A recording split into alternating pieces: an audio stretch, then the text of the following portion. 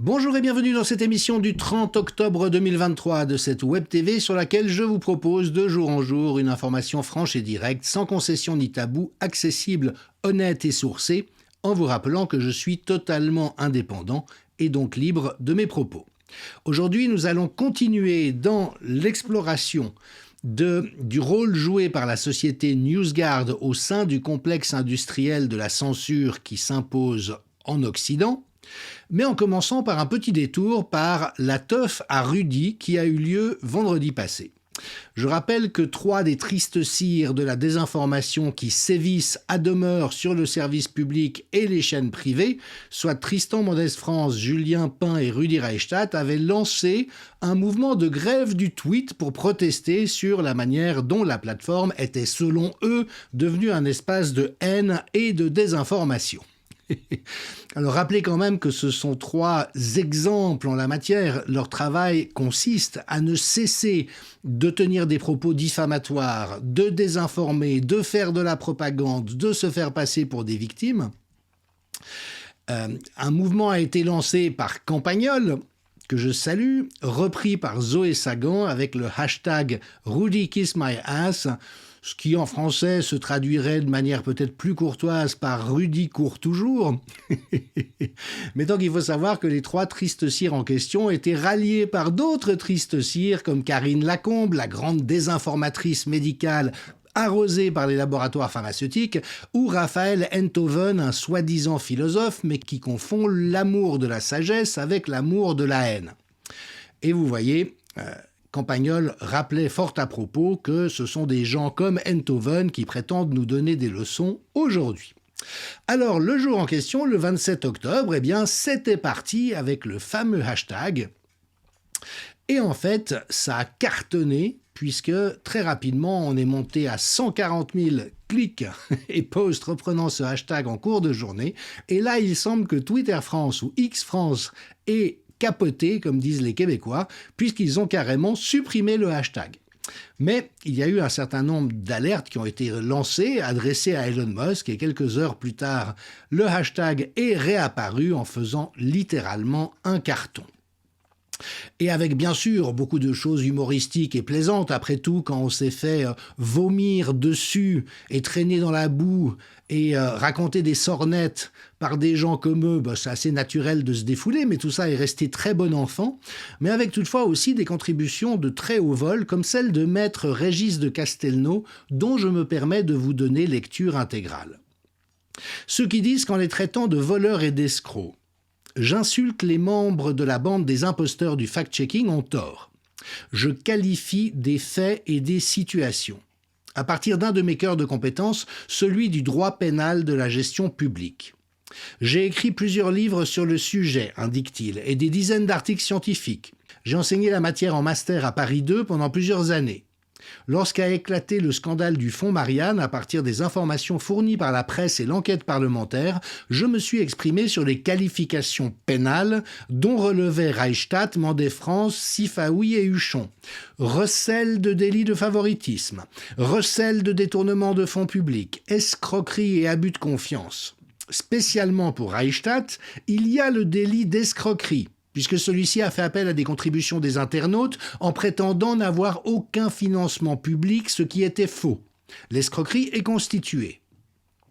Sans surprise, jusqu'à présent, la justice a verrouillé cette affaire, particulièrement immonde puisque le détournement de fonds publics a été réalisé en s'appuyant sur l'émotion provoquée par la tragédie de Samuel Paty. Il n'est pas normal qu'aucune mise en examen n'ait encore été prononcée et qu'aucune procédure n'ait été diligentée par l'État pour récupérer l'argent détourné. Compte tenu du rôle joué par ces agents destinés à diaboliser et censurer ceux qui s'opposent au pouvoir de l'oligarchie macronienne, cette collusion n'est pas surprenante. Alors évidemment que les tristes cires en question, le lendemain, se sont plaints de façon victimaire sur X, comme Tristan Mendès France, je soulève le couvercle de ce qui se passe depuis hier et je vois que les conspifachos, c'est-à-dire vous et moi, ont parfaitement illustré les travers de cette plateforme. Je note la particulière dégueulasserie de leur harcèlement avec un hashtag visant Rudy, accompagné d'un torrent de menaces. Et donc, vous voyez, ces gens-là, c'est vraiment comme ces enfants qui, à l'école, n'arrêtent pas d'emmerder les autres, de faire plein de coups tordus, des croche-pattes, de tirer les cheveux en douce. Et dès que quelqu'un leur dit « Eh oh, ça suffit », s'en vont pleurnicher vers la maîtresse en disant « Maîtresse, maîtresse, il m'a tiré la langue, il m'a fait du mal ». Enfin, on est vraiment dans quelque chose d'une veulerie, d'une bassesse et d'une malhonnêteté.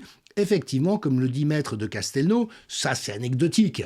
Mais le fond relève du judiciaire et il serait temps, si nous sommes encore en état de droit, que la justice intervienne. Rudi Reichstadt a évidemment aussi pleurniché. La réaction hystérique des complotistes confirme que le travail critique que nous menons à Conspiracy Watch les effraie. Déjà, c'est pas du travail critique. Ensuite, ça ne nous effraie pas du tout. Et donc, Régis de Castelnau a à nouveau répondu « Nous n'avons pas peur de vous, monsieur Reichstadt. Nous voulons simplement vous remettre à votre place, c'est-à-dire en prison, pour recel de délit de favoritisme, recel de détournement de fonds publics, escroquerie et abus de confiance. Infraction commise en partie dans l'immonde affaire du fonds Marianne, où vous vous êtes enrichi en utilisant la tragédie de la décapitation de Samuel Paty. » Donc on voit qu'il est temps de siffler la fin de la récréation. Et la vraie question, ce n'est pas comment ces gens peuvent-ils être aussi bêtes et malhonnêtes, mais comment se fait-il qu'ils soient invités à demeure sur les chaînes publiques pour essayer désespérément de façonner l'opinion. Donc vraiment, ils ont pignon sur rue, ils sont invités dès qu'ils le souhaitent, pendant que des experts compétents et qui ont quelque chose à dire sont barrés par les mêmes chaînes. Et là, évidemment que les collusions remontent jusqu'au sommet de l'État. Et c'est ce qui, on l'espère, apparaîtra dans le cadre de l'enquête pénale qui a d'ores et déjà été diligentée. Alain Houpert, un des rares parlementaires courageux et vraiment intègres dans cette affaire, lui a dit qu'il allait demander saisir son collègue Claude Raynal qui avait réalisé l'enquête sur le fonds Marianne pour lui demander d'enquêter sur 2 fonds supplémentaires où il y a des soupçons d'enrichissement de la part de la bande des malfrats. Mais je remercie Amélie Ismailé d'avoir rappelé au passage à Alain Houpert que son collègue en question avait volontairement censuré et écarté un ensemble d'accusations légitimes qui pesaient sur Conspiracy Watch. Et il est vrai aujourd'hui que les commissions d'enquête parlementaires, si elles font malgré tout émerger l'écume des choses, ont un peu de peine à s'intéresser à la mer en dessous. Alors, je resitue cette teuf à Rudy et les réactions qu'elle produit dans le cadre de ces tentatives de la Commission européenne et notamment du commissaire Thierry Breton d'imposer une censure en Europe d'une manière parfaitement soviétique.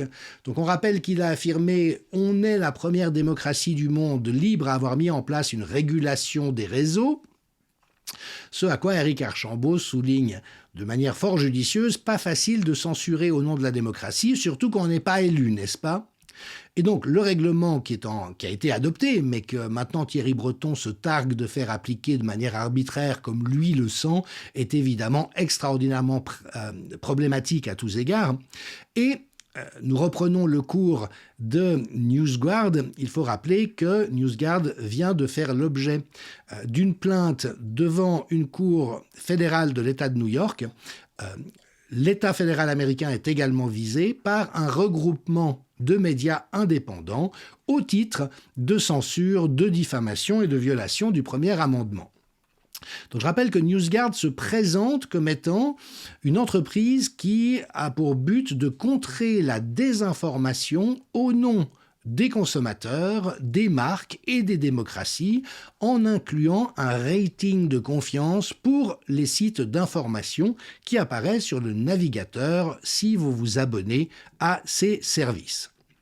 Alors NewsGuard est évidemment brandi par la presse mainstream comme étant l'archétype de l'organisation non partisane qui fait un travail impartial. Et vous voyez que le Washington Post, qui appartient à Jeff Bezos et a cédé lui aussi à une désinformation odieuse tout au long de la crise sanitaire, dit, voilà, maintenant c'est vraiment une société qui monitore, c'est-à-dire qui scanne, qui suit la crédibilité des médias.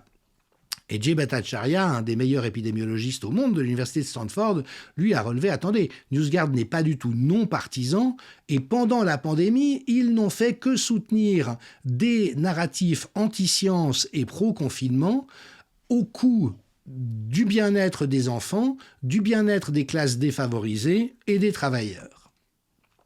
Je rappelle que NewsGuard s'inscrit dans une guerre de l'information de 5e génération, soutenue notamment par l'OTAN, c'est-à-dire qu'elle se voit confier la responsabilité donc d'établir la fiabilité et la crédibilité de médias en ligne, avec des ratings tout à fait amusants, puisque vous voyez par exemple 20 minutes, je le rappelle, avait 100% de confiance, même chose pour Fact and Furious qui était une officine de production de fausses informations montée par la Macronie et ses réseaux, qui a disparu dès que le poteau rose a été dévoilé.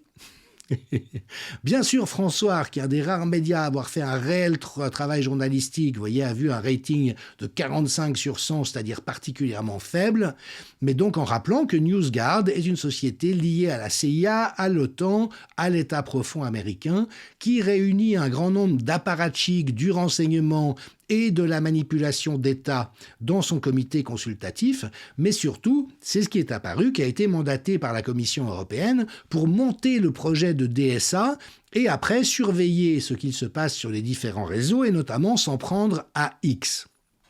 Je rappelle également que Musk a pris une prise de position extrêmement ferme en appelant l'Union européenne à renoncer immédiatement au service de NewsGuard et à demander la dissolution de l'entreprise, la qualifiant d'escroquerie, car en fait, elle ne vise qu'à assurer une censure de type politique. Alors je reprends le fil de mon exposé, là où nous en étions restés. Donc c'est une société qui prétend évaluer les contenus en ligne afin de déterminer s'ils sont dignes de confiance, mais en fait, il y a beaucoup plus que ça. Le modèle d'entreprise qu'ils ont adopté et le pouvoir dont ils disposent par ce carnet d'adresses et le réseau qui figure jusque dans l'entreprise elle-même exercent en réalité une pression dissuasive sur les organismes de presse avec un chantage aux recettes publicitaires. Et une enquête menée par Epoch Times, en particulier aux États-Unis, a révélé des aspects extrêmement troublants concernant la nature de l'offre de service de NewsGuard et l'agenda qu'il défend.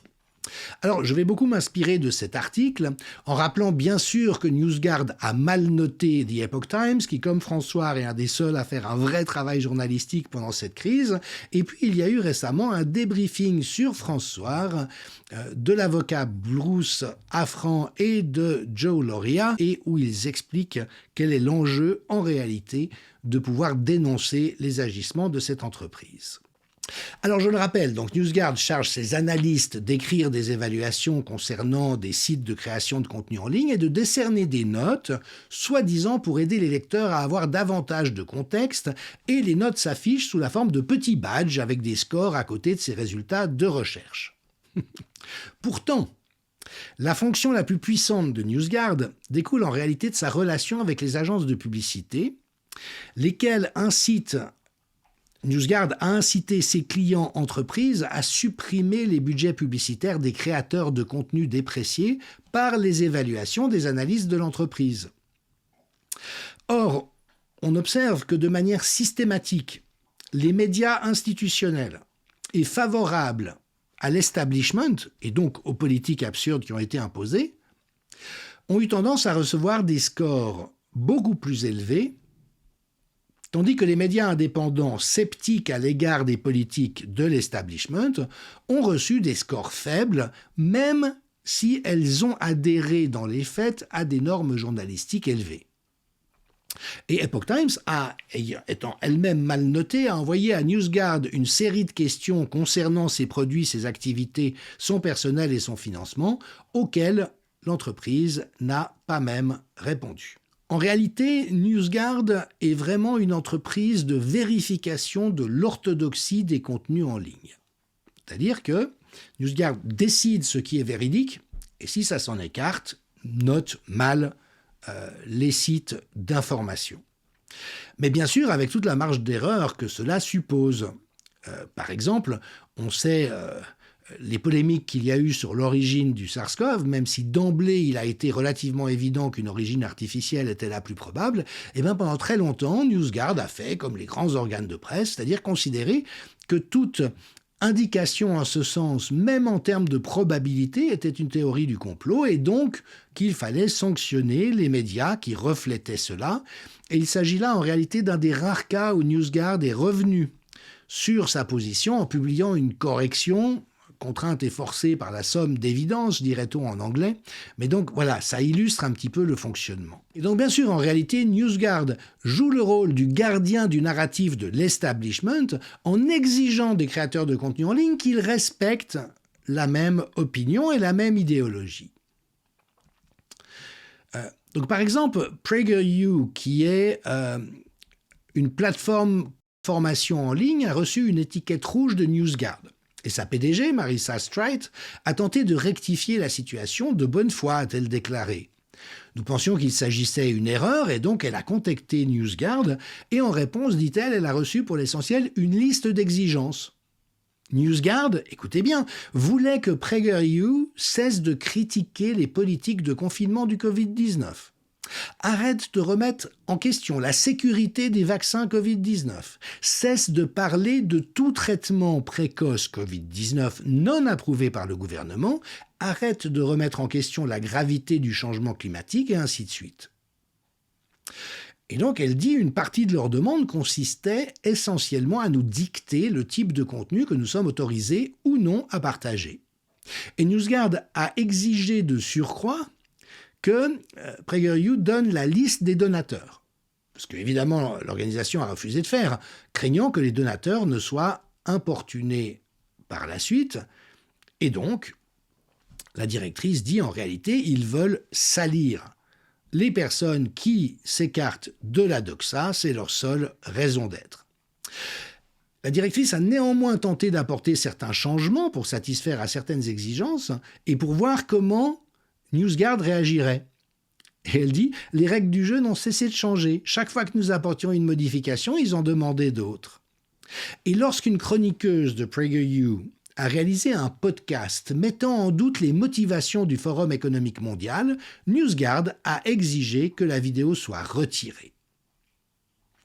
Donc voilà, la réalité c'est que c'est une officine, mais qui a pignon sur rue, qui est engagée par l'Union européenne, qui est actuellement favorisée par tous les médias mainstream, qui se concentre sur la destruction de la crédibilité des sites web qu'ils n'aiment pas.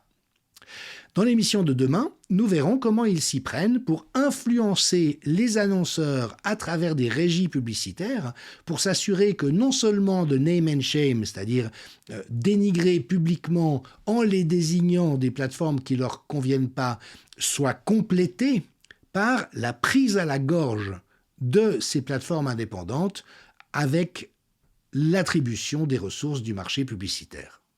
À demain.